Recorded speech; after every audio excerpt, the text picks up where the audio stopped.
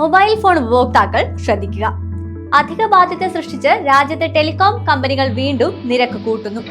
പ്രവർത്തന ചെലവിലുണ്ടാവുന്ന കനത്ത വർധന കണക്കിലെടുത്താണ് പ്രമുഖ ടെലിഫോൺ സേവന ദാതാക്കളായ റിലയൻസ് ജിയോയും ഭാരതി എയർടെലും എൻട്രി ലെവൽ പ്ലാനുകളുടെ നിരക്ക് ഉയർത്തിയത്. മറ്റൊരു കമ്പനിയായ വോഡഫോൺ ഐഡിയയും ഉടൻ ചാർജ് വർദ്ധിപ്പിച്ചേക്കും. ഡാറ്റ ഉപയോഗത്തിന്റെ നിരക്കുകളിലാണ് വർധന. നേരിട്ട് നിരക്ക് വർദ്ധിപ്പിക്കുന്നതിനു പകരം താഴ്ന്ന പ്ലാനുകൾ ഒഴിവാക്കി ഡേറ്റ ചാർജ് ഉയർത്തുന്ന തന്ത്രമാണ് കമ്പനികൾ പയറ്റുന്നത്.